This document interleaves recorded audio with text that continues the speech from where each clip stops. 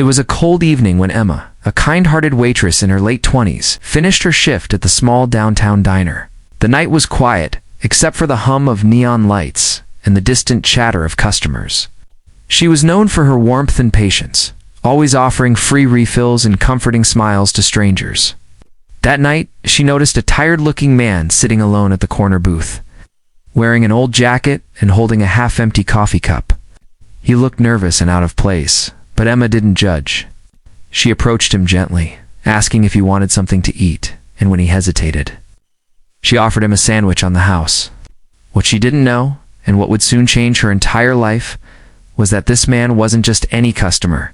The man, whose name was Mr. Collins, nodded quietly, observing Emma's genuine kindness as she served others. He had been visiting restaurants for weeks, posing as a struggling worker to see how employees treated people in need. Emma didn't know he was actually the CEO of the restaurant chain, conducting an undercover visit to find real stories of compassion among his staff. While other waitresses ignored him or treated him poorly, Emma's small act of generosity stood out. Her warm smile, despite her tired eyes and worn-out shoes, said more about her character than words could. As she placed the sandwich in front of him, he whispered a soft thank you. Watching the way she helped an elderly couple at the next table without expecting a tip, later that night, the manager, Mr. Davis, noticed the free meal on the receipt and grew angry. He called Emma to the back office, accusing her of giving away food without permission. "This isn't a charity," he yelled, slamming the order slip onto the desk. Emma tried to explain that the man looked hungry and couldn't afford much, but Davis didn't care. "Rules are rules," he snapped coldly, ignoring the tears forming in her eyes. When she pleaded for understanding, he threatened to fire her if it happened again. Emma went home that night heartbroken, not realizing that her act of kindness had been seen and deeply remembered by the undercover CEO. The next morning, when Emma arrived for work, the man from the previous night was gone. But by lunchtime, something felt strange. Corporate representatives arrived unexpectedly, and whispers began spreading among the staff. The regional director and several men in suits entered the diner, reviewing records and questioning employees. Emma stood nervously behind the counter, unaware that her kindness had sparked an internal investigation into how employees were treated. Meanwhile, Mr. Davis, her manager, tried to act confident, pretending nothing was wrong. When Emma handed a cup of coffee to one of the visitors, she was shocked when the poor man from last night removed his old jacket, revealing an expensive watch and a sharp, confident demeanor. Gasps filled the diner. The man introduced himself as Edward Collins, CEO of the chain, and everyone froze. Mr. Davis's face turned pale as he stammered, trying to find excuses. Emma stepped back, stunned and confused. Edward turned to her with a smile and said, "You treated me with kindness when you thought I was no one. That's something money can't buy." The entire diner went silent. Emma's eyes widened as he explained that her gesture had not only impressed him but also exposed the toxic management behavior at that branch. He ordered an immediate audit and told the staff that major changes were coming. Despite her relief, Emma's joy didn't last long. The next morning, she arrived at work to find a termination letter taped to the break room door, signed by her manager before he was officially dismissed. Her heart sank. The note said she was being fired for violating food policy. She felt betrayed and confused. Why hadn't the CEO stopped it? She went home, clutching her uniform, her mind filled with fear about rent bills and her younger brother's medical expenses. She cried quietly, believing kindness had only cost her everything. What she didn't know was that the CEO had already learned about her firing, and he was preparing something extraordinary. 2 days later, a black car pulled up outside Emma's small apartment. When she opened the door, she found Mr. Collins himself standing there, holding a white envelope. He apologized for what happened and told her he had personally terminated the unfair manager. He then handed her a letter, not a termination notice this time, but an offer. "Emma," he said softly, "I'm giving you the position of training supervisor. I want every employee in this company to learn from you. Not just about service, but about heart." Emma stood speechless, trembling as she read the new contract. Her salary was 5 times what she had before. Tears filled her eyes as she tried to thank him.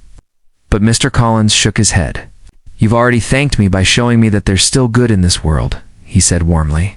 He explained that he had once been poor himself and remembered what it felt like to be treated with kindness by a stranger. Seeing that same spirit in her reminded him of why he started the business in the first place. He asked if she'd join him at the company's next press event to share her story, hoping it would inspire others to act with compassion in their workplaces. A week later, the scene was entirely different. Emma stood on a bright stage in front of cameras, dressed in a neat uniform and smiling nervously as reporters asked questions. Mr. Collins stood beside her, publicly praising her courage and empathy. Behind them, a new slogan appeared on the screen: "Kindness is our policy." Ow! The audience clapped. And Emma's story quickly spread across social media, the waitress who lost her job for helping someone in need, only to rise higher because of it. Months later, Emma walked into the same diner, now renovated and full of friendly faces. The toxic moan sunny afternoon, Emma returned to the same diner where it had all begun.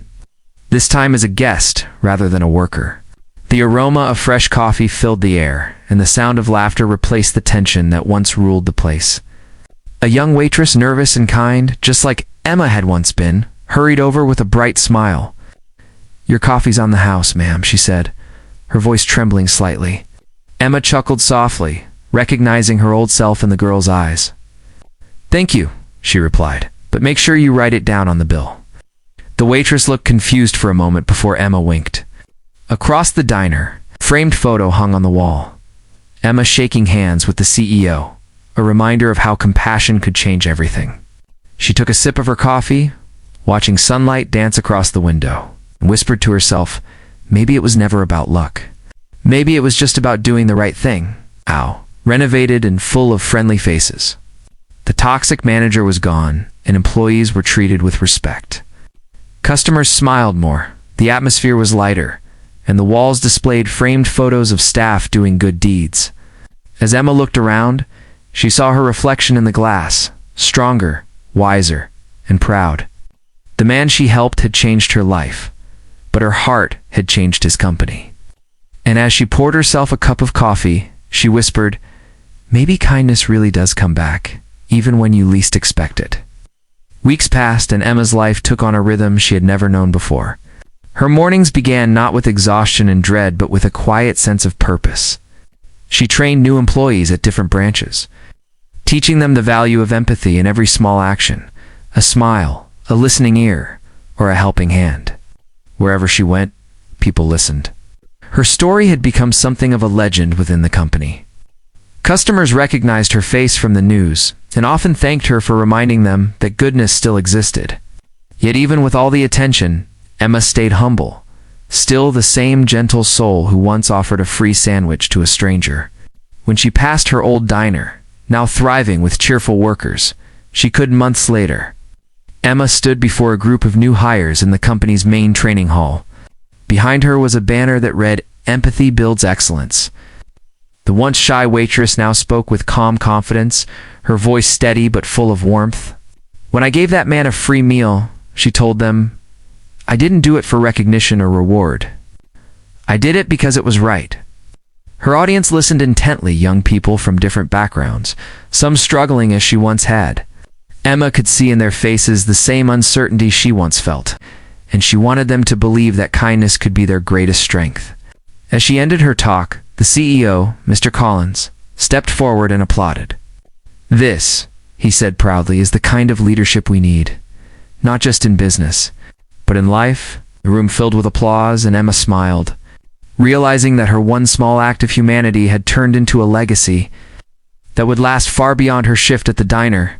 As the evening settled and the last rays of sunlight bathed the cafe in a warm amber glow, Emma stepped outside to breathe in the cool air. Across the street, the city buzzed softly, people rushing home, streetlights flickering to life, and life continuing in its gentle rhythm. Mr. Collins joined her, carrying 2 cups of coffee. "You changed more than just this cafe," he said with a quiet smile. "You reminded me what leadership truly means. Emma looked up at the fading sky, her heart full yet peaceful. "I didn't do it alone," she replied. "You believed in me? ****, lie does come back, even when you least expect it."